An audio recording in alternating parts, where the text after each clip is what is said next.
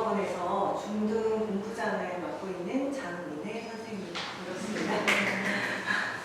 저희가 이재식 국어학원이 현재 총 3개로 분원이 있어요. 그래서 상동 분원에서 시작을 해서 청라 분원 그리고 올해 송도 분원까지 이렇게 개원을 하게 되면서 중등교육과정의 경우에는 저희가 전 분원이 동일하게 교육과정을 가지고 있고요. 그래서 이제 제가 그 프로그램을 총괄하고 있어서 오늘 어머님들께 설명을 드리려고 합니다. 그러면 중등교육과정에 대해서 설명해 드리기 전에 먼저 간단하게 오늘 설명드릴 내용의 목차를 먼저 보도록 하겠습니다. 중학교 혹시 어머님들 중에 고등학생 자녀분 있으신 분도 있으실까요? 다 중학생 아이들 혹시 자녀가 2분 이상 있으신 분도 있으신가요? 왜냐면 이제 저희 아무래도 중학교 자녀만 있으신 어머니께서는 고등학교 갔을 때 아이들이 어떤 방식으로 평가를 하는지에 대해서는 아직 잘 모르실 것 같아요. 그래서 사실 중학교 때부터 국어학원을 보내시는 이유가 중학교에서 100점 맞으려고만 국어학원 보내시는 건 아니시잖아요. 그래서 고등학교에 갔을 때 이제 평가의 방식이 중학교와는 어떻게 달라지는지에 대해서 설명을 드릴 거고요. 두 번째는 저희 학원에서 중등 교육과정의 정규 과정의 목표에 대해서 말씀드리고 정규 과정 프로그램 설명을 드리겠습니다. 그리고 이제 세 번째는 내신 대비가 실제로 저희 학원에서 어떻게 이루어지는지에 대한 전체 과정 설명드리고요. 그리고 네 번째는 정규 교육과정 외에도 저희가 가지고 있는 프로그램들이 있어요. 그래서 이 프로그램에 대해서 설명을 드리겠습니다. 그리고 이제 마지막으로는 저희 아이들이 매달 원래 평가라는 걸 보게 되는데 실제 수능 모의고사의 기출문제를 풀거나 아니면 유사한 형태 문제들을 풀게 돼요. 그래서 원래 평가를 어떻게 풀고 또 어떻게 피드백을 하는지에 대해서 말씀을 드리겠습니다. 네, 그러면 아까 처음에 말씀드렸던 것처럼 중학교하고 고등학교의 평가가 어떻게 달라지는지에 대해서 먼저 살펴보도록 하겠습니다. 제가 이제 이 인근 중학교에서 신정중과 신송중을 일단 먼저 한번 예시로서 보여드리는데요. 이 두 학교를 1학기 때 성적을 기준으로 보니까 일단 지필고사와 수행평가를 보면은 지필고사가 2학년은 60%, 3학년 70%, 수행평가는 40%, 30%였고요. 마찬가지로 신송중도 1학기 때 2학년, 3학년은 둘 다 지필이 60, 수행이 40이었습니다. 그래서 이 학교들을 기준으로 본다면 아직까지 송도 지역의 중학교의 경우에는 지필이 수행평가보다는 더 높은 비중을 차지하고 있다는 걸 알 수가 있는데요. 현재 이제 서울이나 경기 지역 같은 경우에는 지필의 비중은 점점 낮아지고 있고 수행평가의 비중이 더 높아지고 있어요. 그래서 일부 학교의 경우에는 아예 지필이 없이 수행만 100% 보는 학교들도 생겨나고 있습니다. 그렇기 때문에 내년도에는 이제 개정교육과정이 적용된 내년도부터는 아마 이 지필과 수행평가의 비중이 조절될 것이라고 예상할 수 있고 수행평가의 비중이 훨씬 더 높아질 것이라고 저희가 생각해 볼 수 있습니다. 자, 그래서 여기서 보니까 수행평가라고 하는 것은 아마 어머님들도 아실 거예요. 국어 과목만 수행평가를 하는 것이 아니라 전 과목에서 수행평가를 하는데 예를 들면 수학이나 과학이나 영어 과목 같은 경우에도 수행평가는 대부분 서론출형으로 이루어집니다. 그렇기 때문에 실제 어느 과목을 배우든 아이들이 읽고 문제 요구를 이해하고 쓰는 방식 수행평가가 이루어지는데 이러한 부분들이 점차 확대될 것이다 라고 예상할 수 있고요. 예성중도 마찬가지로 현재 지필이 60, 수행평가가 40%를 차지하고 있습니다. 아마 여기에서도 비중의 변화가 있을 건데 대부분은 서론출형으로 문제가 출제가 되고 있습니다. 고등학교 두 곳을 먼저 살펴보면 신송고와 해송고를 기준으로 본다면 1학기 기준에서 지필과 수행평가를 봤을 때 각각 60대 40 또는 70대 35의 비중을 차지하고 있고요. 고등학교에서는 어떤 수행평가가 이루어지는 보면 한 학기 한권 읽기나 문법이나 또는 시를 창작하거나 문학작품 분석하는 등의 내용들이 수행평가로 이루어지고 있습니다. 인근의 자사고인 포스코고를 기준으로 본다면 포스코고의 경우에는 일반고하고는 좀 차이가 있습니다. 이 학교의 경우에는 1학년 때는 수행평가 지필 각각 50대 50이고요. 2학년의 경우에는 40대 60입니다. 자사고이기 때문에 수행평가가 훨씬 더 높게 나타나고 있고요. 여기에서 일반고하고 차이점이 또 하나가 있는데 뭐냐면 발표형이라고 하는 것이 여기에 추가가 되어 있습니다. 그래서 발표형이라고 하는 것은 예를 들면은 본인이 예로웠던 문학작품에 대해서 또는 비문학 텍스트를 본인이 어떻게 분석했는지를 발표형으로 각각 20% 이렇게 비중을 차지하고 있어요. 그런데 아마 이제 내년부터는 일반고에서도 이 발표형이라고 하는 것이 수행평가로 훨씬 더 높아질 것이라고 예상할 수가 있습니다. 자, 그렇다면 저희가 어머님들 이제 궁금해하시는 부분 중에 하나가 고등학생 이제 담당하고 있는 고1 담당하고 있는 선생님들이 이제 하소연하듯이 얘기하시는 부분 중에 뭐냐면 어머님들이 엄청 항의가 많이 들어온대요. 3월 모의고사가 지나고 나면 중간고사 보고 나면 우리 애 중학교 때 A등급이었다. 그런데 왜 고등학교 가서 1등급이 되지 못하냐? 왜 2, 3등급이냐? 라는 질문을 많이 하세요. 자, 그렇다면 중학교에서 A등급을 받았던 친구들이 고등학교에 갔을 때는 왜 1등급이 되지 못하는가에 대한 구조적인 부분을 4가지로 설명을 드리겠습니다. 첫 번째는 중학교와 고등학교 성적 등급 체계의 차이입니다.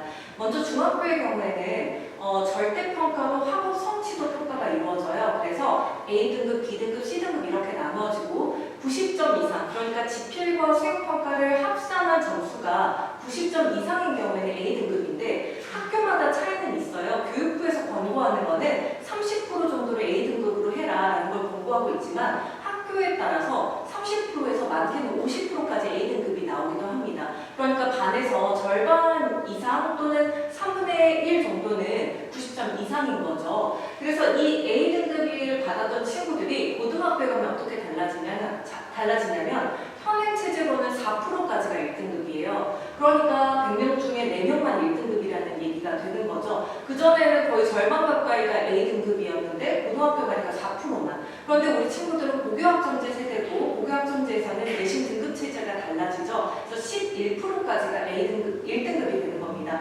그런데 11%까지 1등급을 받는다고 하더라도 결국은 기존의 A등급이었던 아이들 중에 3명 중 1명만 1등급이 된다는 이야기죠. 그렇기 때문에 중학교와 고등학교의 등급의 이러한 차이 때문에 만약에 내가 A등급을 받았는데 우리 아이가 A등급을 받았는데 90점대 턱걸이로 A등급을 받았다? 그럼 고등학교 갔을 때는 2등급, 3등급이 될 가능성도 높다라는 이야기가 됩니다. 그래서 성적 등급 체계의 차이점이다라고 이야기할 수 있고요. 두 번째는 내신 시험의 변별력의 차이입니다.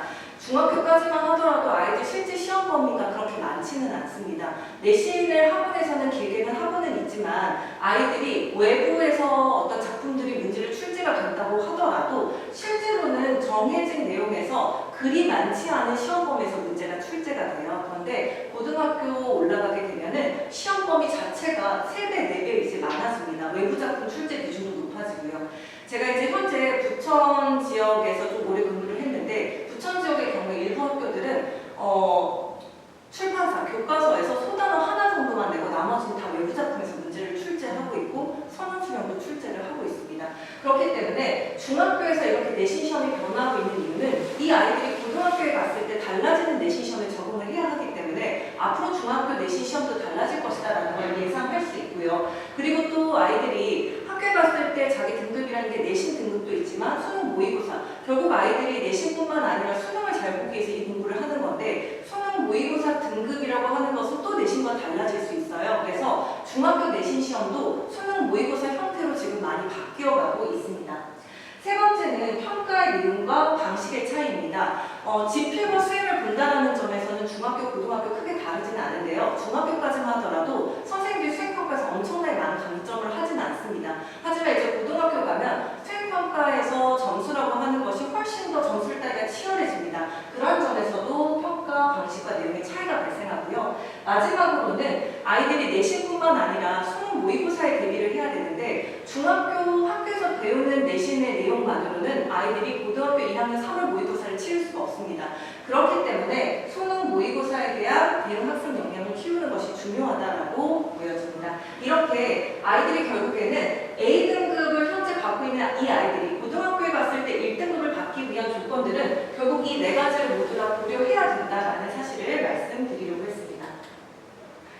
자, 그러면 우리 아이들이 이제 고등학생이 되었을 때는 2022 개정교육과정이 적용이 돼요. 내년부터 교육과정이 바뀌고 물론 지금 중학교 1학년, 2학년 아이들은 중학교 교과서는 바뀌지 않습니다. 이제 1학년이 될 친구들이 중학교 교과서가 바뀌고 단계적으로 교과서가 바뀌어 나가는데 내년도 고등학교 1학년 이제 교과서가 바뀌게 되는 거고 이제 등급체계도 바뀌게 되는 거죠. 자, 그렇다면 개정교육과정 어머님들도 아마 다른 설명회도 많이 다녀보셨을 텐데 이 개정교육과정에서 어떤 학생들이 유리할까에 대해서 3가지로 말씀을 드리겠습니다.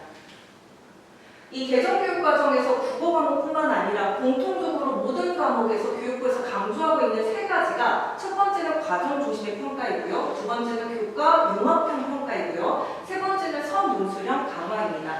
먼저 과정 중심 평가라고 하는 것은 우리가 일반적으로 중간고사, 기말고사 이러한 지필고사는 결과 중심의 평가 방식인데요. 수행평가라고 하는 것은 차시별로 매주 학교에서 이루어집니다. 그렇기 때문에 앞으로는 이 결과 중심의 지필고사가 아이들의 학습 역량을 정확하게 객관적으로 보여주지 못한다는 점에서 사실 2022 개정교육과정뿐만 아니라 2015 과정에서도 계속해서 과정 중심을 강조해 왔는데 이제는 이것이 교육과정의 목표가 되었습니다. 그렇기 때문에 당연히 수행평가의 비중이 엄청나게 늘어날 겁니다. 자, 두 번째는 교과 융합형 평가인데요. 우리 아이들이 고등학교 됐을 때는 문과, 이과라는 이제 개념이 없어집니다. 문, 이과가 통합된다라고 하는 것은 기존에는 문과였던 아이들도 배워야 되는 과목이 늘어났다라는 거고 마찬가지로 이과였던 아이들도 배워야 되는 문과 과목이 늘었다라는 이야기입니다. 자, 그렇기 때문에 아이들이 교과 융합형으로 사고할 수 있어야 되고 그래서 교과 간의 어떤 연계가 보다 더 강화된 평가가 이루어질 것이다라는 것을 예측할 수 있고요. 세 번째는 가장 이게 핵심이 됐죠. 뜨거운 감자입니다. 선언수령입니다. 심지어 수능까지도 선논술형으로 낼 수 있다라고 교육부에서 이야기했는데 아마 그건 조금 먼 이야기가 될 것 같아요. 그런데 확실한 건 이제 지필고사에서 선논술형으로 출제가 될 것이다. 그러니까 오지선다형이 아니라 아이들이 본인이 이해한 지식을 정확한 문장으로 쓸 수 있어야 된다라는 이야기죠. 제가 이제 아이들 가르치면서 특히 최상위반 아이들을 수업하면서도 느끼는 것 중에 하나가 문제는 기가 막히게 잘 푸는데 이것에 대해서 이야기해봐 또는 이것을 써봐라고 했을 때는 못 쓰거나 말을 못하는 아이들이 상당히 많습니다. 이러한 부분들이 학습되거나 훈련되지 않은 친구들의 경우에는 기존에 지식을 많이 가지고 있어도 고등학교에 가서 유리하기 어렵습니다. 그래서 이 선논술형이라고 하는 것은 지금부터 아이들이 갖추어야 될 역량이다라고 할 수 있는데요. 서술형과 논술형이 합쳐진 게 선논술형이에요. 그런데 이 서술형이라고 하는 것은 객관적으로 본인이 이해한 것을 정확한 문장으로 쓰는 거고요. 논술형이라고 하는 것은 자기가 생각하는 것을 논리적인 근거를 들어서 쓰는 능력을 이야기합니다. 그래서 당연히 이제 논술형이 서술형보다 배점이 더 높을 텐데 이 두 개에 대한 아이들의 학습 역량 필요하다라는 이야기입니다.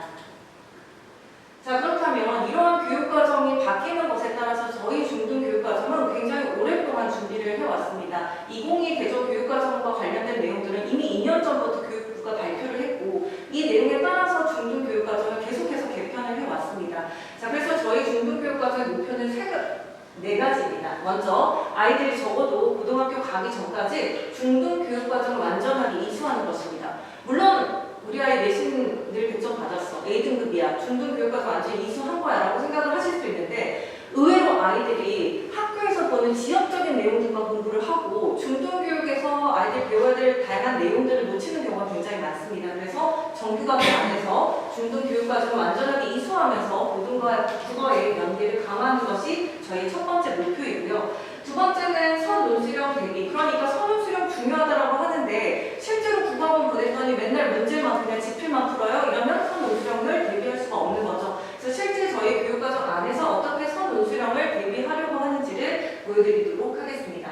세 번째는 낯선 지문과 작품에 대한 주체적인 분석 능력의 강화입니다. 아까 말씀드렸던 것처럼 중학교 내신은 알고 있는 작품, 배웠던 작품에서 문제가 출제가 되지만 고등학교 내신은 모르는 작품이 출제되기도 하고요. 또 수능 모의고사는 당연히 모르는 작품이 나옵니다. 그렇기 때문에 아이들이 어떠한 문학 작품을 만나더라도 이 지문에 대해서 또는 작품에 대해서 주체적으로 분석할 수 있는 능력을 키우는 것이 중학교 과정에서 가장 중요합니다. 마지막으로는 수행평가 계속 중요하다고 말씀드렸습니다. 그런데 이 수행평가라고 하는 것이 조금 변화된 게 있어요.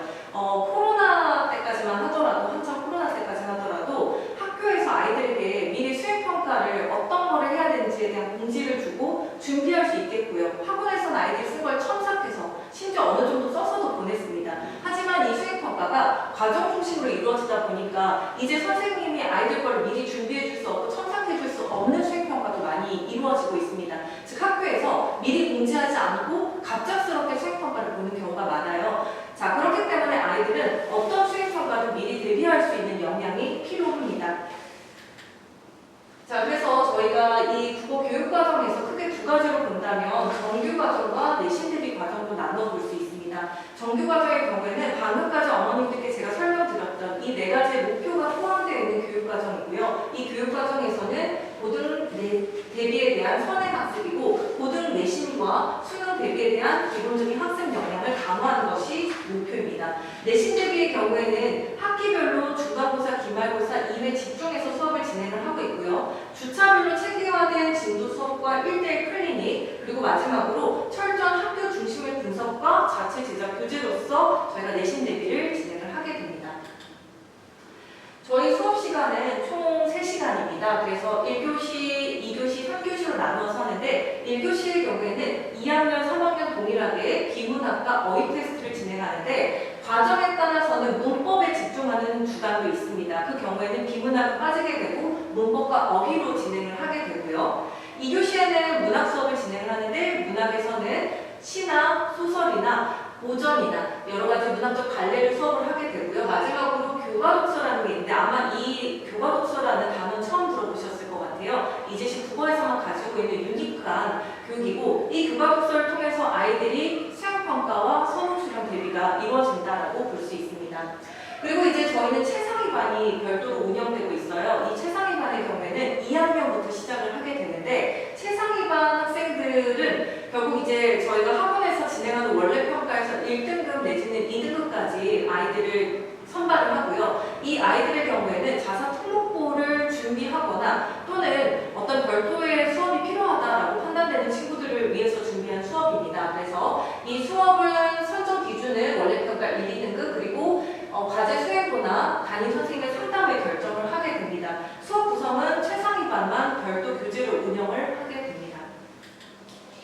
자, 그러면 교육과정이 어떻게 진행되는지 영역별로 설명을 드리는데 이미 이제 1학년 과정 거의 지나갔죠. 저희가 이번에 기말고사를 보고 나면 1학년 과정 끝나기 때문에 여기 계신 어머님들께서는 아마 2학년부터 관심이 있으실 것 같아요. 그래서 바로 2학년으로 넘어가도록 하겠습니다. 2학년 교육과정을 보면 일단 1월에서 3월까지 문학은 12주로 현대시 기본 개념과 작품 적용으로 이루어집니다. 자, 그래서 여기서 보면은 화자의 정서, 태도 파악하기 방법 이런 것들을 배운다라고 되어 있는데 우리 아이들이 문학 작품을 봤을 때 예를 들면 시를 봤을 때 시에서는 말하는 사람이 있어요. 말하는 사람은 화자라고 부릅니다. 이 화자가 현재 이 시의 내용을 보니까 어떤 상황에 처했고 이 상황에서 이 화자가 느끼는 감정은 어떠하고 이 화자가 이러한 감정을 가지고 어떤 태도를 보이고 있느냐 이런 것들만 아이들이 제대로 파악을 한다면 모르는 시를 봤을 때도 시의 주제까지 근접할 수 있습니다. 그래서 화자의 상황과 정서, 태도 이러한 것들을 파악하는 방법을 먼저 아이들에게 학습을 하고요. 그리고 나서 작품에 적용을 합니다. 또 시에서 운율과 심사, 표현법, 시상, 전개 방식, 작품 분석, 관점 이런 것들은 중등 내신뿐만 아니라 아이들이 이제 고등 내신을 준비할 때도 반드시 필요한 문학적인 개념들을 작품 적용과 함께 학습을 하게 되고요. 4월에서 5월까지 6주 동안은 현대소설의 기본 개념과 작품 적용으로 이루어집니다. 물론 이 중에 이제 내신이 포함되어 있는 학교의 경우에는 4월부터는 내신 대비로 진행을 하게 됩니다. 그리고 이제 문학 4과정을 보면 기말고사가 끝나고 나서 여름부터는 현대시 시대별 작품 분석인데 고등학교에 갔을 때 아이들이 필수적으로 알아야 되는 이 작품들을 이 시가 쓰여진 시대별 배경과 관련해서 시대별 학습과 관련해서 아이들이 작품에 접근하게 하고요. 그리고 고전 시가와 고전 소설을 배웁니다. 물론 이제 중학교 교과서 안에는 고전 시가와 고전 소설이 거의 없습니다. 그런데 중학교 2학년 때 이 작품들을 배우고 개념을 알아야 되는 이유는 우리 아이들은 2학년 때부터 이미 고등학교 1학년 모의고사를 풀어야 하기 때문에 고1 모의고사에서 출제되는 적어도 시조의 또는 고전 소설의 기본적인 개념은 학습을 해야 아이들이 문제를 풀어낼 수 있어서 이 과정이 포함되어 있습니다.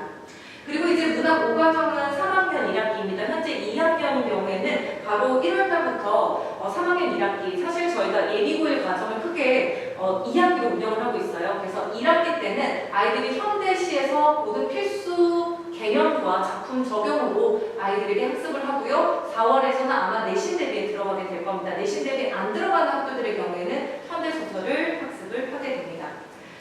저희가 자체 제작 교재를 사용한다라고 말씀을 드렸는데요. 교재 샘플을 가지고 한번 말씀을 드리겠습니다. 예를 들면 현대시의 경우에는 아이들이 이렇게 작품이 있어요. 동승이라는 작품이 있는데 아마 어머니들 잘 안 보이실 텐데 제가 한번 읽어볼게요. 북천을 타고 앉아 가다가 문득 알아들을 수 없는 말이 들려 살피니 아시안 젊은 남녀가 건너편에 앉아 있었다. 늦은 그날 더운 공휴일 오후 나는 작물을 하러 사무실에 나가는 길이었다. 저희들이 무엇하려고 국철을 타는지 궁금해서 쳐다보면 서로 마주보며 떠들다가 웃다가 귓속말할 뿐 나를 쳐다보지 않았다. 이런 내용의 시예요. 그래서 아까 말씀드렸던 화자, 말하는 사람은 나라는 사람인데 지금 국철을 타고 작물을 하러 가기 위해서 사무실로 가는 길인데 거기에서 아시안 젊은 남녀라고 표현하는 어떤 동남아시아에서 온 젊은 남녀를 보고 있습니다. 이 두 사람을 관찰을 하면서 느끼게 되는 감정을 설명을 하고 있는데 나도 모르게 저들이 이방인이고 낯설고 저들이 무엇을 하고 있는지 관찰을 하고 있더라는 거죠. 그러면서 그들의 행동을 한참 들여다보다가 문득 나는 천박한 호기심이 발동했다는 생각이 들어서 황급하게 찬장 밖으로 고개를 돌렸다. 그러면 화자의 정서는 부끄러움이 되는 거죠. 아이들이 모르는 작품을 봤을 때도 화자와 상황과 정서와 태도 이러한 것들을 스스로 적어나가면서 이 작품을 분석을 하게 되는 거고요. 이게 스스로 분석하는 내용이라면 고등학교 내신 또는 모의고사 기출문제를 아이들이 풀어보게 됩니다. 그리고 나서 서술형과 논술형 문제까지 쓰게 돼요. 예를 들면 서술형에서 마지막 행의 의미, 논술형에서 식구의 의미에 대해서 자신의 생각을 쓰는 것, 이러한 방식으로 교재가 구성이 되어 있습니다. 그래서 실제로 이제 문학 시간에도 아이들이 작품, 개념, 문제풀이 그리고 서술형, 논술형까지 구성이 되어 있습니다. 자, 비문학인데요. 아이들이 이제 중학교 때 읽기라고 하는 과정이 있어요. 그런데 비문학과는 조금 다르죠. 여기서 말하는 이제 비문학이라는 것은 아이들이 실제로 수능 모의고사를 봤을 때 특히 수능이 끝나고 나면 킬러 문항이 가장 많다라고 하는 이 비문학을 아이들이 중학교 과정부터 학습을 하게 됩니다. 물론 아마 여기 계신 어머님들께서도 비문학을 또 따로 시키는 어머님들도 계실 거예요. 저희 아이들 보면은 뭐 예비 매사입니다. 뭐 이런 교재들 혼자 공부하기도 하는데요. 아이들이 아무리 혼자 비문학을 공부하더라도 정확하게 읽는 방법 또는 이 비문학을 가지고 아이들이 정확하게 쓰는 방법을 모른다면은 아무리 문제를 많이 풀어도 점수가 늘지 않습니다. 오르지 않습니다. 그래서 저희는 비문학 수업을 단계적으로 준비를 하고 있는데요. 일단 비문학 1과정과 2과정의 경우에는 1학년 과정이고 이 과정에서는 아이들이 기본적으로 글을 읽는 방법을 배우고 기본적으로 문장을 쓰는 방법에 대해서 학습을 해왔습니다. 그리고 나서 이제 비문학 3과정, 2학년 과정으로 넘어가게 되면 이때부터는 화제와 맥락 형식에 맞는 쓰기와 설명 방법을 파악하는, 그래서 글의 성격에 따라서 또는 글의 내용에 따라서 글의 전개 방식에 따라서 어떻게 읽어야 되는지에 대한 방법을 가르치고요. 그리고 나서 인문, 사회, 과학, 기술 영역별로 아이들이 글을 읽고 나서 스스로 구조화하는 연습을 합니다. 저희 아이들이 이제 교재에 실제로 보면은 이렇게 비문학을 읽고 아이들이 스스로 문단 유지를 작성하고 선생님과 다시 한번 구조화를 하는 이러한 연습 과정을 통해서 아이들이 비문학을 읽었을 때 쓰기까지 이루어지는데 사실 이제 그 이번에 교육과정이 바뀌면서 예전에는 이제 언어와 매체, 화법과 작문 이었던 선택 과목들이 이제 공통 과목 안으로 들어오면서 예전에는 화법과 작문이었던 것이 이제 독서와 작문으로 합쳐졌습니다. 독서는 비문학을 얘기하는 거예요. 그러면 비문학과 쓰기라고 하는 것이 동시에 이제 합쳐진 개념이 되는 거죠. 그렇기 때문에 기존에는 아이들이 비문학을 읽고 바로 쓰는 과정으로 넘어갔다면 이제는 비문학을 읽고 쓰고 문제를 해결하는 과정으로 넘어가야 아이들이 새로운 교육 과정에서도 안정적으로 이 학습이 가능하다. 자, 그래서 여기서 보면 영역별로 구조화하는 연습을 하게 되고요. 중간에 문법이 있습니다. 이 기간 동안은 아이들이 따로 문법 학습을 하게 됩니다. 그리고 이제 3학년이 되었을 때는 유형별 독해라는 걸 하게 되는데 문제 유형에 따라서 사실적 이해, 추론적 이해, 비판적 이해를 묻는 이 유형에 따른 독해 연습을 하고 그리고 나서 실전 모의고사 아이들 독해 연습을 하게 됩니다. 그래서 저희가 이렇게 1학년부터 3학년 과정까지 비문학이 단계적으로 학습이 이루어지고 있고 아이들이 해당 학년에 따라서 단계적으로 점수가 올라가는 방식으로 비문학이 구성이 되어 있습니다. 문법의 경우에는 저희 아이들 당연히 이제 문법 해야 되죠. 예전에는 언어 매체라고 하는 선택 과목이 있었고 특히 상위권 아이들이 이 언어 매체에 문법이 들어가 있습니다. 따로 이제 선택하는 아이들에 따라서 문법을 하기도 하고 하지 않기도 했었는데요. 이제 개정교육 과정에서 공통 과목은 문법이 다 들어갑니다. 그렇기 때문에 이제 문법은 필수적인 요소가 되었고 다만 아이들 문법 공부를 해도 예를 들면 지난 학기 했던 문법 이번에 다시 물어보면 거의 거의 잊어버린 경우가 많습니다. 내가 그런 걸 배웠지라는 인상만 있고 구체적으로 어떤 내용인지 기억하는 경우가 많지 않아요. 그래서 문법은 저희가 반복해서 학습을 하고 있고 이 개념의 경우에는 보통 한 학기를 선행하는 방식으로 문법은 학습이 이루어집니다. 만약에 이제 문법이 우리 아이가 이미 이제 학년이 지나갔는데 제대로 안 잡혀 있다. 그런 경우에는 보통 저희가 겨울학기 때 문법 특강을 또 운영을 해요. 그래서 집중된 시간으로 문법을 따로 학습을 할 수 있습니다. 그 다음에 이제 제가 아까 말씀드렸던 저희 학원에만 있는 특이한 영역이 있다. 그게 바로 이제 교과독서라고 말씀을 드렸고 이 교과독서는 수행평가와 선호 수령을 대비하기 위한 교과목이다라고 말씀을 드렸어요. 그래서 이제 보통 저희가 1학년 때는 아이들이 한 달에 한 권 읽기를 진행을 해왔고요. 2학년 때는 교과서에 있는 예를 들면 1학년부터 3학년 또는 고등학교 교과서에 있는 여러 재질별 독해가 이루어져 왔고요. 그리고 나서 이제 아이들이 실제로 중학교 때 보면은 저희가 가지고 있는 프로그램 중에는 이런 것도 있었습니다. 통합사회 연계 수능 특강 문학이라는 게 있는데 이게 뭐냐면 여기에 있는 문학작품들은 모두 다 수능 특강에 실려있는 문학작품이에요. 그런데 이 문학작품을 읽는 과정에서 아이들에게 독해할 수 있는 키워드를 제시해 주는데 그 키워드는 바로 고등학교 1학년 때 배우는 통합사회 개념들입니다. 그래서 문학작품을 초등학교 또는 중학교 저학년까지만 하더라도 굉장히 주관적으로 감상하잖아요. 느낌으로 감상을 하잖아요. 그런데 아이들이 문학작품을 읽고 또 이것을 수행평가에서 내 생각을 논리적으로 설명하기 위해서는 여러 가지 개념적 도구들과 사고가 필요합니다. 그런데 베이스가 없는 아이들에게는 그러한 것들이 굉장히 어려운 일이에요. 그래서 문학작품을 읽을 때 아이들이 쓸 수 있는 개념들을 통합사에서 가지고 옵니다. 그래서 아까 말씀드렸던 것처럼 이제 개정교육 과정에서는 교과 간의 융합형 사고가 중요하기 때문에 통합사회와 수능특강 문학작품을 연계해서 예를 들면 사회정의와 불평등 또 자유주의와 공동체주의, 산업화 이후의 개인의 삶 이런 주제를 가지고 아이들이 다양한 수능특강 문학작품들을 분석하게끔 구성이 되어 있고요. 중간에 이제 논술대회라고 하는 것이 있는데 이 논술대회 경우에는 저희가 전체 분원에서 동시에 이루어지고 대학교 논술의 형식으로 객관적인 지표를 가지고 아이들에게 논술대회를 통해서 글쓰기를 평가를 했습니다. 그리고 여기에서 보면 중간중간에 붉은 글씨로 되어 있는 시 비평문 쓰기, 독서 감상문 쓰기, 설명하는 글쓰기, 주장하는 글쓰기 이런 것들은 모두 다 수행평가입니다. 그래서 중학교뿐만 아니라 고등학교에서 이루어지는 수행평가에서 주로 나오는 시 비평, 독서 감상, 설명하는 글쓰기, 주장하는 글쓰기를 어떻게 써야 할지에 대해서 아이들에게 이 기간 동안 집중해서 수업을 하고요. 그리고 나서 실제로 연습해보고 선생님이 첨삭하는 방식으로 수행평가를 미리 대비할 수 있도록 교과독서 안에서 수업 내용을 구성을 했습니다.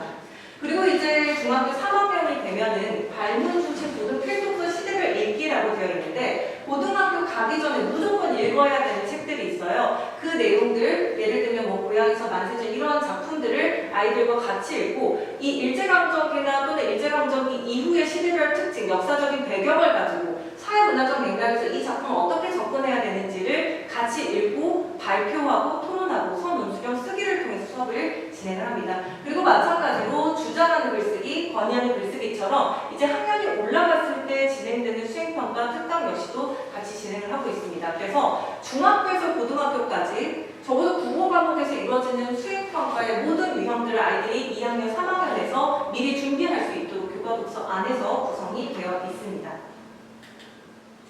교과독서 교재 샘플을 잠깐 보여드리면 아까 말씀드렸던 예를 들면 공통사회 교과서에 있는 개념들을 발췌를 한 거예요. 그래서 이 내용들을 아이들이랑 같이 읽습니다. 만약에 제가 이제 어머님들께 한 가지 팁을 드리자면 책도 읽지 않았고 책 읽는 것도 싫어하는 아이들이 있어요. 그런데 이 아이들이 이제 시간이 별로 없잖아요. 고등학교 가기까지. 그러면은 책을 읽을 수 없었을 때 제가 반드시 읽혔으면 좋겠다라고 생각한 책은 바로 고등학교 사회교과서, 과교과서입니다. 그래서 이 교과서만 아이들이 제대로 읽어도 아이들이 사고, 독해할 수 있는 능력 또는 배경 지식까지 길러줍니다. 근데 아이들이 이것을 교과서를 읽기의 재질로 생각하지 않고 그냥 드립다 팔 되는 어떤 외워야 되는 내용으로 본다면 읽기가 되지 않습니다. 그래서 그냥 특히 방학 때 아이들 시간이 있잖아요. 매일매일 그냥 한 챕터씩 한 단어씩 그냥 읽고 한번 요약해봐라 라는 거 아이들 연습시키면 고등학교 가기 전에 엄청나게 훌륭한 학습이 될 거라고 생각을 합니다.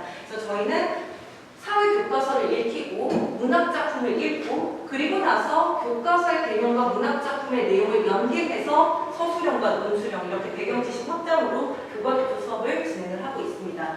그래서 실제 이제 고등학교 이미 간 친구들, 특히 이제 뭐 자사 통보 간 친구들 경우에는 학교에서 이런 방식 수업을 굉장히 많이 하는데 저한테 가끔 연락 올 때가 있어요. 선생님 중학교 언제 저희 그때 교과독서했던 작품 그거 자료 좀 보내줄 수 없냐? 우리 이번에 수행평가로 한다. 나 그걸로 발표해야 된다. 그런 경우들이 굉장히 많습니다. 그래서 이 학습은 사실은 중학교 아이들을 위한 학습이라기보다는 고등학교 가기 전에 아이들이 길러야 되는 영역과 관련된 학습이라고 보시면 좋을 것 같습니다. 그리고 이제 매주 워크북이 있어요. 그래서 여기에서 보면은 사실 뭐 둘째 날, 셋째 날, 넷째 날 저희는 매일 학습이 이루어질 수 있게 영역별로 문법, 문학, 비문학 이렇게 학습을 하게 합니다. 물론 아이들이 매일매일 착실하게 30분씩 공부를 하지는 않아요. 토요일날 학원에 가면 금요일 밤에 이제 과제를 하고 어머님들이랑 싸우게 되죠. 여태껏 숙제 왜 안 했냐 뭐 이러고 아침에 차 안에서 숙제하는 친구들도 있고요. 근데 어쨌든 저희는 매일 학습 아이들에게 권하고있고요. 그리고 아이들이 문제를 풀어오면은 저희가 아이들에게 이렇게 해설지를 나눠줘요. 그러면 문제를 풀어온 거를 워크북을 수업 시작하자마자 바로 걷습니다. 그러면 조교 선생님께 전달하면 조교 선생님이 채점을 해주세요. 채점을 한 내용을 모두 다 출석부에 같이 기록을 합니다. 영역별로. 그러면 이제 그 내용은 어머님들께 가는 거죠. 그리고 숙제를 완벽하게 끝냈다라는 것에 대한 기준은 뭐냐면 바로 이 해설지를 바탕으로 해서 틀린 문제에 대한 오답 풀기까지를 다 끝내야 합니다. 그래서 이런 모든 내용들이 기록되고 또 어머님들께 피드백으로 전달이 되고요. 만약에 한 달 동안 총 이렇게 아이들이 워크북을 종합적으로 평가를 해봤는데 너무 오답 정리도 안 되어 있고 매번 뭔가 제대로 안 되어 있다. 이런 아이들은 따로 불러서 1대1 클리닉을 진행을 하게 됩니다. 아까 말씀드렸던 원래평가 1등급과 2등급을 기준으로 선발하는 최상위반 정규과정은 어떻게 다른지에 대해 설명을 드리겠습니다. 선발 기준, 아까 말씀드렸던 것처럼 원래평가 1등급 기준이고요. 운영 목적은 자사고나 특목고를 준비한 학생들을 별도로 관리하기 위한 목적입니다. 이 친구들 같은 경우는 예를 들면은 비문학 문제를 푸는데 다른 친구보다 너무 빨리 풀어요. 어떤 아이들은 빨리 풀고 수학 공부하는 친구들도 간혹 있었고요. 그리고 또 문학작품의 경우에도 예를 들면 일반 정규반 친구들은 선생님이 설명해 주는 걸 이해하는 것도 버거운 경우도 있는데 최상위반 친구들은 또 스스로 분석이 되는 친구들이 있어요. 그런 경우에는 사실 수업을 따로 관리를 해야 되는 거죠. 그렇기 때문에 자사 특목고 준비하는 학생들을 관리하고 그 아이들끼리 모였을 때 또 수업 시너지가 굉장히 강합니다. 자기네들끼리 또 무언의 경쟁을 하기도 하고요. 그리고 두 번째는 이제 학업 성취 동기 강화, 마지막으로 심화 프로그램으로 집중해서 아이들에게 수업하는 것이 최상위반의 운영의 목적과 효과입니다. 최상위반과 별도로 이제 교재가 만들어진다라고 했는데 교재 실제로 저희 아이들 7월달에 했던 교재 샘플을 가지고 와봤습니다. 앞에 시가 있었고요. 이 시의 경우 이제 아이가 스스로 분석한 내용인데 여기 이제 빨간 글씨 있는 선생님이 추가적으로 더 설명해 준 내용입니다. 그래서 스스로 분석한 내용 그리고 선생님이 추가적으로 설명해 준 내용을 같이 정리를 하고 있고요. 그리고 이제 여기에서 보면은 논술형 문제에 대해서 아이들이 작성을 해오는데 주로 모든 아이들이 수업 시간에 적어도 2번에서 3번까지 발표를 하도록 수업을 진행을 하고 있어요. 최상위반 인원이 사실 많지는 않기 때문에. 그럼에도 불구하고 이제 제대로 첨삭이 이루어지지는 않아요. 발표만 들어서. 그래서 한 달에 한 번은 이 정규 교재를 통으로 가지고 와서 모든 내용을 다 첨삭을 따로 해주고 있습니다. 이렇게 아이들 별도로 관리하고 있고 문학이든 비문학이든 최상위반의 목적은 최대한 읽고 정확하게 쓰는 데에 목적을 두고 있습니다. 그래서 최상위반은 별도로 이렇게 운영을 하고 있고요. 그리고 이 아이들의 경우에는 미니 모의고사라고 해서 워크북이 고등학교 1학년 모의고사를 하프로 예를 들면 40문항에 20문항씩 잘라서 이렇게 워크북에 넣고 있고요. 그리고 이 내용을 아이들이 이제 매주 풀어오는 것을 점검하는 방식이 이루어집니다. 그런데 이제 내년도부터는 일반반이든 또는 최상위반이든 모두 다 모의고사 문제를 워크북 안에 넣으려고 합니다. 왜냐하면 아이들이 사실 좀 빨리 모의고사를 접해봐야 이런 어떤 감각이라는 것이 길러질 수 있기 때문에 그리고 어떤 영역에서 부족한지를 빨리 판단할 수 있기 때문에 내년부터는 모든 아이들이 학부 모의고사로 워크북을 문제를 풀게 됩니다. 그리고 이렇게 최상위반 아이들의 경우에는 영역별로 따로 관리를 하고 있는데 물론 최상위반 아이들뿐만 아니라 모든 아이들이 이렇게 영역별 관리를 합니다. 그래서 어떤 영역에서 아이가 부족한지와 이미지와 관련해서 어머님들에게 구체적으로 상담드릴 수 있도록 선생님들이 기록을 하고 있습니다. 그리고 이제 수행평가 그리고 경영 준비에 대해서 말씀을 드리겠습니다. 수행평가 아까부터 제가 계속해서 강조를 해왔는데요. 아마 수행평가가 학교마다 또 학년마다 다 다른데 어떻게 미리 준비할 수 있냐라는 게 궁금하실 것 같습니다. 자, 수행평가라고 하는 것은 갑자기 선생님이 즉흥적으로 문제를 출제하시는 게 아니라 배우고 있는 내용과 연계해서 그 단원의 내용과 연계해서 수행평가를 출제를 하게 됩니다. 그렇기 때문에 아이들이 어떤 내용을 배우는지는 미리 알고 있어서 수행평가에서 어떤 것들이 출제될지에 대해서도 이미 알고 있습니다. 그리고 전년도 수행평가의 내용과 그 다음의 수행평가의 내용이 대체로 70% 정도는 유지가 돼요. 그래서 학원에서는 이 학교에 다니는 이 아이가 어떤 수행평가를 볼 것이다, 몇 월 초에 볼 것이다 라는 거 어느 정도 예상을 할 수 있습니다. 물론 조금씩 달라지긴 하지만 그렇기 때문에 교과목 그리고 현재 배우고 있는 내용과 연계해서 출제될 것이다 라는 걸 예상할 수 있고요. 또 중등과 고등 공통 수행평가의 내용이 단계별로 분기별로 학습이 되고 그리고 수행평가 실제 사례를 통해서 조건에 맞는 쓰기 연습을 통해서 수행평가를 대비할 수 있습니다. 실제 사례를 보여드리도록 하겠습니다. 모 학교의 수행평가 공지문인데요. 이 공지문을 보니까 시비평문 쓰기라고 되어 있네요. 아마 2학년 1학기 때 진행된 수행평가였을 것이고 학교에 따라서는 3학년 1학기 때 진행하기도 하는데요. 이 내용은 고등학교에서도 똑같이 고등학교 1학년 때 진행을 합니다. 아이들에게 수행평가를 시비평을 볼 때 학교에서 채점하는 평가의 항목이 한 10가지 이상이 됩니다. 그러면 이 평가의 항목들을 이 답안 안에서 모두 다 넣는 것이 목적입니다. 하나도 감점되는 요인이 없으면 통과인 거예요. 그래서 만약에 20점 만점의 수행평가인데 평가 항목이 10개였다. 그러면은 평가 항목 한 개당 2점씩이라고 생각을 하면 됩니다. 그래서 이 2점씩의 평가 항목이 모두 다 포함돼 그걸 어떻게 써야 될지 아이들에게 가이드를 제시하고 또 아이들이 이해하지 못하는 경우에는 영상으로 제시를 합니다. 그리고 나서 실제로 써왔을 때 이 내용을 첨삭하게 되는데 이 부분을 이제 아이들에게 정규 교육과정 안에서 진행을 하고 있습니다. 독서 감상문의 경우에도 마찬가지로 이렇게 평가 항목이 주어져 있고 이 평가 항목에 따라서 아이들에게 가이드를 제시하고 그리고 실제 글쓰기와 글쓰기에 대한 첨삭평가로서 진행을 하고 있습니다. 설득하는 글쓰기도 마찬가지인데요. 여기 굉장히 재밌는 문제가 하나 있어서 가지고 와봤습니다. 3학년 아이의 수행평가였는데 이 친구의 수행평가 내용을 보니까 문제가 이런 문제였어요. 내가 진학하고자 하는 학교나 선택하고자 하는 진로를 반대하는 부모님께 설득하는 글을 쓰시오라고 하는 것이 수행평가의 문제였습니다. 조건 첫 번째는 내가 해당 학교를 선택하거나 해당 진로를 선택해야 하는 근거를 2개 제시하고 조건 두 번째 밑줄까지 그어져 있어요. 근거 2개는 모두 주변 인물이 반대한다는 가정 하에쓰되 빨간색으로 진하게 밑줄을 그을 것이라고 되어 있습니다. 결국 수행평가에서 중요한 건 뭐냐면 이 조건을 정확하게 이해하고 조건을 글에 반영하는 것이 관건입니다. 그런데 이 친구가 인천국제고를 가고 싶어하는 친구였는데요. 이 친구가 글 써온 것을 봤을 때 문제가 하나 있었습니다. 뭐였냐면 이 친구는 부모님에게 자기가 왜 이 학교를 가고 싶은지에 대한 설득의 내용을 썼는데 이 글 안에 뭐가 포함이 안 돼 있었냐면 부모님이 반대한다는 전제 하에라는 조건이 포함이 안 돼 있었습니다. 그러면 그 조건을 어떻게 반영해야 할까요? 이 글에서 부모님은 이러이러한 이유로 반대하시지만 저는 이러이러한 이유로 가고 싶습니다 라는 내용이 반드시 있어야 합니다. 그리고 내가 그것을 썼다는 것을 밑줄을 그어야 되는 거죠. 그럼 결국 수행평가라고 하는 것은 아이들이 얼마나 유려한 필체로 글을 잘 쓰냐 이게 아니라 선생님이 얘기한 이 조건이 그래서 어떻게 정확하게 반영되었는지가 입증이 되면 끝나는 겁니다. 그런데 아이들이 대체로 그러한 조건들을 가벼이 생각하거나 조건을 무시하고 자기 느낌대로 쓰는 경우가 굉장히 많아서 감점되는 경우가 훨씬 더 많다. 그러면 이제 저희는 이 교과독서 시간에 아이들과 수행평가 연습을 할 때 바로 선생님의 입장에서 이 조건이 어떻게 반영되었는지를 계속해서 체크하는 방식으로 아이들이 그런 방식에 적응하도록 수업을 진행을 하고 있습니다.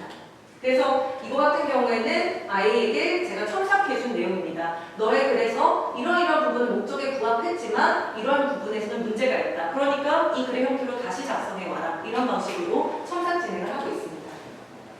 그러면 고등학교 수행평가는 어떠한지에 대해서 제가 3개의 샘플을 가지고 왔습니다. 고등학교 수행평가에서도 보니까요. 독서 감상문이 있었고요. 시 비평문이 있었고요. 설득하는 말하기가 있었습니다. 중학교, 고등학교, 결국은 수행평가의 방식이 비슷하다는 걸 확인할 수 있고 그렇기 때문에 아이들 중학교 과정에서 이러한 수행평가가 사전에 연습이 되어야 합니다.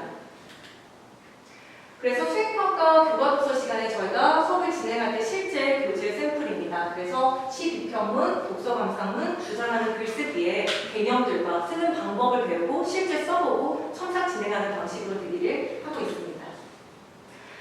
저희 정규 과정의 이제 특징을 조금 정리를 해보면 중 1, 2, 3 모두 다 자체 제작 교재로 이루어져 있고요. 매달 교재가 진행이 됩니다. 교과독서는 매 학년마다 28편, 23편, 총 9편으로 아이들이 책을 읽게 되고요. 그리고 어휘의 경우에는 아이들이 사전에 예습을 해옵니다. 어휘는 조금 이따 다시 한번 설명드리고 어휘와 신호등은 저희가 정규 웹 프로그램입니다. 그리고 매달 1회, 2학년의 경우는 월 1회 원래평가 클리닉, 3학년의 경우에는 월 2회 원래평가 클리닉을 진행을 하게 되고요. 수행평가 특강이 분기별로 진행이 된다는 거 말씀드렸습니다.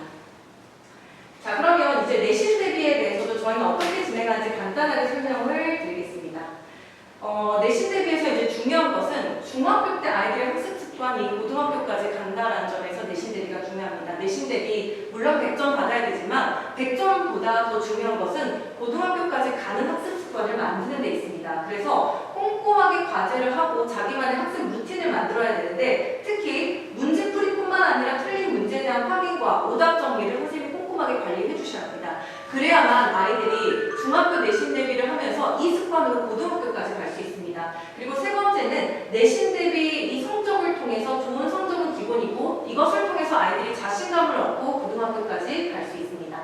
여기 보면 제가 빨간 글씨로 공부 정서라고 하는 것을 써놨는데요. 공부 정서라는 것은 아이가 억지로 엄마가 시켜서 공부를 하는 것이 아니라 스스로 이 학습을 하고 자기의 어떤 성취 동기가 생겨서 공부를 하고 싶다라는 의지가 있어야 되는 것을 의미합니다. 아이들과 내신 대비를 통해서 사실 가장 길러주고 싶은 것이 바로 이 공부 정서입니다. 저희 내신 대비의 단계별 과정을 보면요. 먼저 영주차입니다. 영주차에서는 전교도 시험 문제 분석하고 자료 취합하고 내신 대비 안내문 어머님들께 보내드리고요. 그리고 내신 대비집을 제작을 하게 됩니다. 1에서 4주차까지는 진도 수업을 하는데 학교별 OT 진행하고요. 진도 수업, 매주 테스트 수업 개별 점검을 하게 됩니다. 그리고 5주차에는 확인평가를 통해서 개별 취약점 분석하고 전단원 테스트, 최종 클리닉 진행하고요. 마지막 직전 수업에서는 출제 포인트를 확인하고 전년도 문제를 풀면서 시험 분석에 대한 피드백을 진행을 하고 있습니다.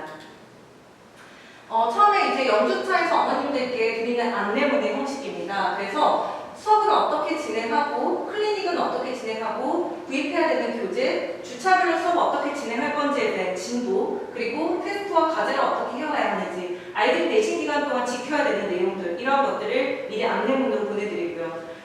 제가 담당하고 있는 중학교 아이들 중에는 정말 말을 안 듣는 친구들이 있어요. 그 아이들의 경우에는 사전 서약서도 씁니다. 내신 대비 기간 동안 선생님과 함께 지켜야 될 서약서, 그리고 어머님들께 보내드립니다. 이게 이제 저희 내신 대비집입니다. 진도 수업을 진행을 할 때는 이렇게 선생님이 꼼꼼하게 분석해 주시고요. 매주 쪽지 시험 확인 테스트 진행을 하고요. 이 확인 테스트 진행한 결과를 어머님들께 다시 피드백으로 전달해 드립니다. 그래서 이번 주 수업 내용, 이번 주 과제 확인, 과제 내용, 그리고 공지사항 이렇게 보내드리고 있습니다. 확인평가의 경우에는 아이들 예를 들면 과제를 어떻게 해왔는지, 클리닉은 어떻게 했는지, 아이가 실제로 어떤 것들을 모르고 있는지 이런 것들을 저희가 모두 구글 시트에 기록하고 있고 이 시트에 기록한 내용들을 어머님들께 보내드리고 있습니다. 마무리 직전 수업에서도 전년도 문제풀이 하고요. 그리고 중요하게 반드시 나올 문제들을 중심으로 아이들의 출제 포인트를 확인하는 방식으로 마지막 마무리를 거치게 됩니다. 그런데 이제 여기서 끝이 아니죠. 내신 대비가 모두 다 끝났을 때 저희는 이제 바로 아이들에게 시험지 받고요. 모든 아이들에게 시험지를 받는데 시험지를 받을 때 확인해 보는 게 한 가지가 있어요. 뭐냐면 아이들한테 문제를 풀 때 강조하는 것 중에 하나가 문제를 풀다 보면은 헷갈리는 것도 있고 답이 아리까리한 것도 있다. 그러면은 반드시 더블 체크를 해라. 그러니까 모든 선지에 OX를 다 해야 되고 모르는 거에 별표를 하고 최종 확인 동그라미까지 하고 문제를 풀어야 된다. 이 과정이 되어야만 문제를 제대로 푼 거다. 그래서 그렇게 풀었는지를 아이들에게 시험지를 걷어서 확인하는 과정까지 하고 있습니다. 그리고 나서 어머님들께 중간고사, 기출문제 분석과 최종 총평으로 저희가 마무리를 하게 됩니다. 자, 그리고 저희가 정규 외 과정이 있다라고 했는데요. 온라인 학습입니다. 온라인 학습 어떻게 진행되는지 한번 보여드리겠습니다. 신호트의 경우에는 중학교 2학년부터 저희가 온라인 학습을 시작을 해왔는데요. 중학교 교과서 1학년부터 3학년까지 아이들이 교과서만 배웠을 때 현대시 평균 20편밖에 안 됩니다.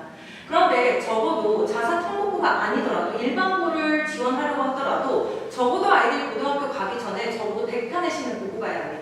그런데 교과서에 있는 시만으로 충분치 않고 내신 대비 과정에서도 교과서 외적인 시는 거의 잘 나오지가 않아요. 그렇기 때문에 아이들이 제대로 시를 많은 양을 보고 가야 되는데 사실 집을 팔아도 어렵다는 표현까지 제가 썼는데요. 고등학교 갔을 때 갑자기 국어가 안 된다, 국어를 어려워한다, 국어가 발목 잡는다 라고 하는 학부모들 굉장히 많으십니다. 갑자기 국어를 하려고 하면 안 되는 이유는 국어는 이렇게 단계적으로 스며들듯이 이루어져야 하기 때문입니다. 그렇기 때문에 이 문학작품에 대한 감각을 길러야 되는데 이 감각을 기르는 과정이 바로 이 신호토 온라인 학습을 통해서 이루어집니다. 그래서 신호토 온라인 학습의 핵심은 첫 만남, 작품에 대한 첫 만남은 오롯이 아이들이 스스로 해야 되고요. 두 번째는 선생님의 안정적인 해설을 통해서 이루어집니다. 이게 뭔지 교재를 통해서 한번 보여드리겠습니다. 신호트 1번과 2번이고요. 이 1, 2번 합치면 총 45편입니다. 이 45편은 아이들이 고등학교에 갔을 때 반드시 봐야 하는 작품들로 구성이 되어 있고 이렇게 주제별로 성찰과 깨달음, 부정적 현실에 대한 극복 의지, 사고 텍스트 맥락, 사회를 보는 눈 이렇게 다양한 주제별로 작품이 연결되어 있습니다. 이 교재를 이제 제가 만들게 된 이유가 하나 있어요. 2년 전에 어떤 친구가 지금 이 친구는 그때 1학년이었는데 이번에 세종 영재고를 갔습니다. 수업 시간 쉬는 시간이었는데 혼자 열심히 시를 베껴서 쓰고 있더라고요. 그리고 나서 저한테 물어봐요. 선생님 이 시 어떻게 해석해야 돼요? 라고 물어보더라고요. 너무 기특하니까 제가 이제 그 친구랑 이야기를 하면서 너 정말 시 좋아하는구나 라고 이야기를 했는데 그 친구가 저는 시를 혐오해요 라고 하더라고요. 전 너무 시가 싫고 시 문제만 나오면 다 틀려서 싫어요 라고 얘기하더라고요.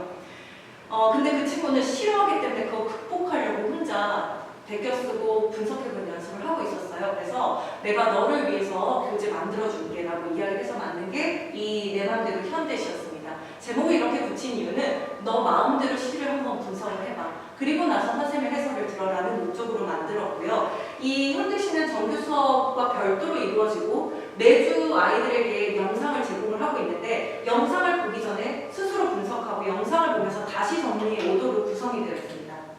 그래서 이렇게 구성이 되어 있어요. 똑같은 작품의 페이지가 2페이지씩 되어 있는데 이 앞에 있는 페이지는 아이가 스스로 분석하는 페이지고요. 두 번째 페이지는 영상을 보면서 아이들이 정리하는 페이지인데 아이들이 이거 잘 해볼까? 처음에 저도 의구심이 들었는데 의외로 아이들이 정리하는 거 좋아하고 시는 짧기 때문에 내용을 빠르게 저희가 분석해 볼 수 있기 때문에 아이들이 그렇게 지루해하지 않습니다. 그래서 이게 이제 매주 이루어지고 있고 요게 이제 영상입니다.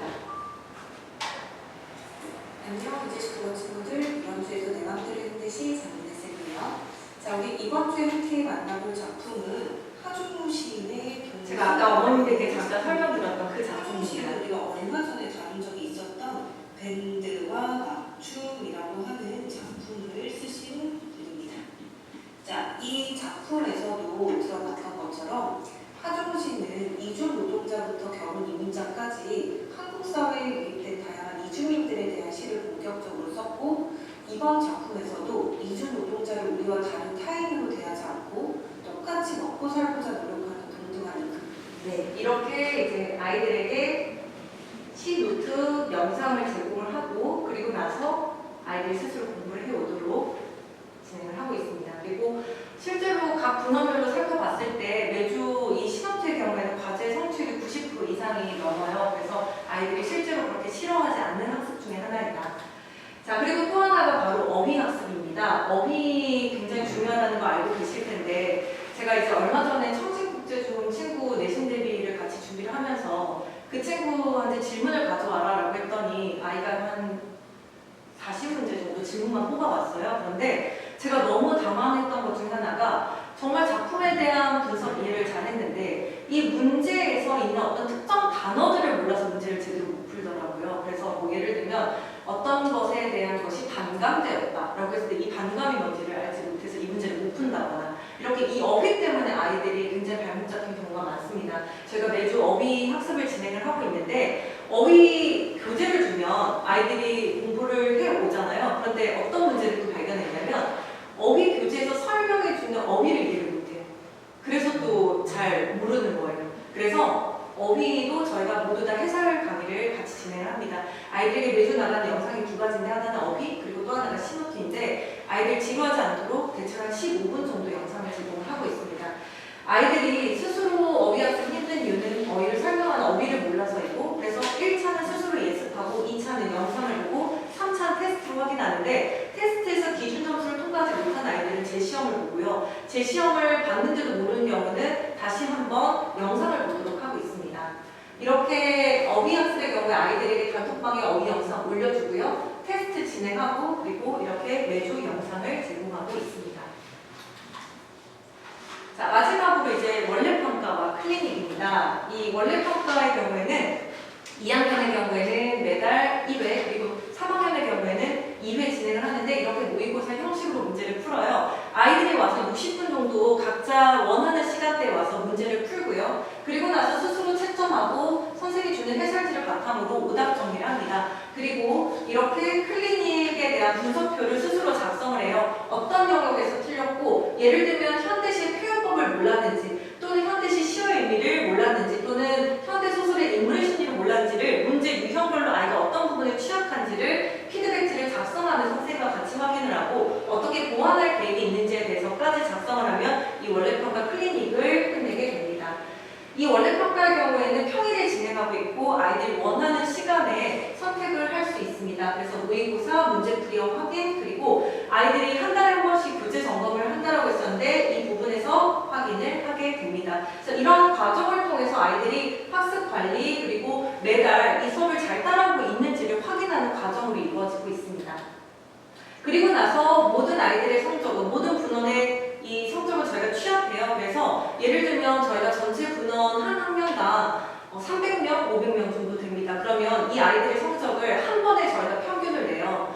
예를 들면 20명이 시험을 봤을 때와 300명이 시험을 봤을 때 평균치는 다르잖아요. 그래서 이 아이의 현재 어떤 실력이 어느 정도인지에 대한 평균 등급을 통해서 어머님들께 성적을 보내드리고 있고 그리고 이 시험에 대한 피드백을 같이 드리고 있습니다. 이렇게 원래평가 피드백 구성이 되어 있습니다. 자, 제가 오늘 설명해 준비한 내용은 여기까지입니다. 교육과정 개편되고 바뀌는 이 흔들리는 교육과정 안에서도 저희는 오랫동안 준비를 해왔기 때문에 제대로 가르칠 준비가 되어 있습니다. 들어주셔서 감사합니다.